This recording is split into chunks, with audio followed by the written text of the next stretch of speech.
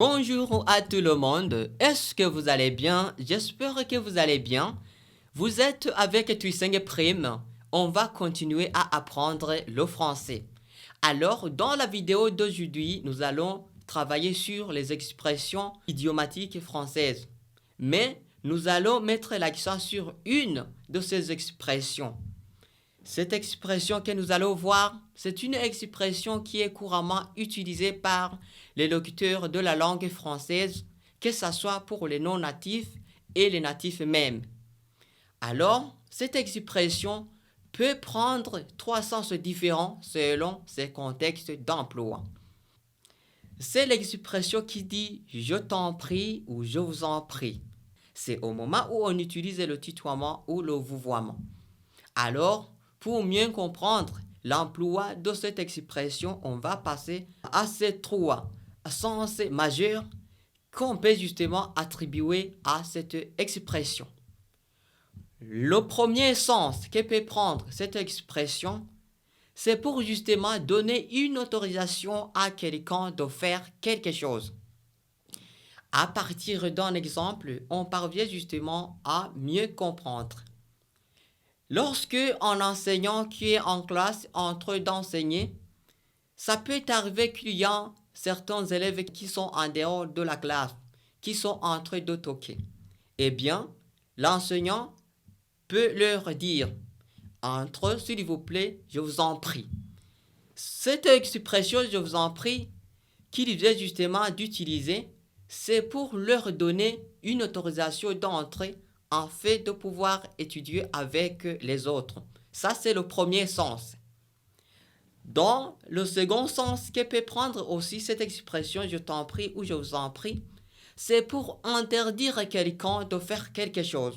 C'est-à-dire que c'est le contraire de ce que nous venons de voir comme le premier sens. À partir aussi d'un exemple, vous allez mieux comprendre. On peut avoir un enfant qui consomme beaucoup d'alcool, qui picole tous les jours, et que tu es ennuyé, tu es agacé, et tu lui dis « Arrête de consommer beaucoup d'alcool, je t'en prie ». C'est-à-dire que tu l'interdis de ne pas continuer beaucoup d'alcool parce qu'il peut être contaminé par beaucoup de maladies à cause de l'alcool qu'il consomme du jour au jour. Donc, vous entendez qu'au-dedans du deuxième exemple, vous entendez qu'il y a quoi? L'interdiction. On est en train d'interdire quelqu'un de faire quelque chose.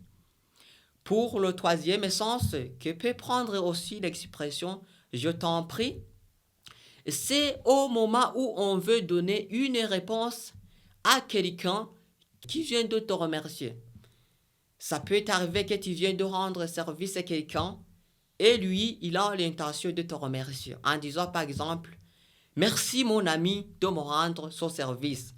Si tu lui réponds « Je t'en prie », c'est-à-dire que tu lui dis justement « Il n'y a pas de quoi, de rien, il n'est pas nécessaire de me remercier, je l'ai fait avec plaisir ». Ça, c'est le troisième sens que peut prendre l'expression « Je t'en prie » ou « Je vous en prie ». Mais il faut tenir compte que aussi, on peut employer cette expression dans trois contextes différents d'une manière successive. On peut retourner sur le premier exemple. Si un enseignant est en train d'enseigner et que les enfants toquent, les élèves toquent pour qu'ils puissent entrer, et qu'il leur dit « Entre, s'il vous plaît, je vous en prie ». Je vous en prie, dans la première fois, c'est juste pour leur donner l'autorisation d'entrer en classe. Si alors les enfants entrent et commencent à remercier leur enseignant en disant « Merci de nous donner l'autorisation d'entrer » et que l'enseignant leur répond à leur tour en disant « Je vous en prie ». Dans la deuxième fois, c'est juste pour leur dire « Pas de quoi ». De rien, il n'est pas nécessaire de me remercier, je l'ai fait avec plaisir. Si les enfants vont s'asseoir et qu'ils vont s'asseoir justement dans les places qui ne sont pas les leurs et que l'enseignant leur dit « Arrête s'il vous plaît de vous asseoir dans ces places, elles ne sont pas les vôtres ». C'est-à-dire, s'il ajoute « je vous en prie », c'est juste dans le troisième sens d'interdire les enfants de ne pas faire quelque chose, c'est-à-dire de ne pas s'asseoir dans ces places.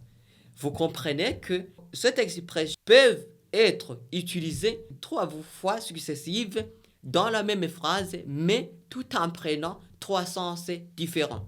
Je pense que vous venez de comprendre comment on emploie cette expression, je vous en prie. Ça arrive que vous l'utilisez souvent sans justement la comprendre, ce contexte d'emploi. Voilà, merci beaucoup. On se reverra dans la prochaine vidéo. Merci. Radio Télévision RTBB ni ryiza ry'Uburundi bwiza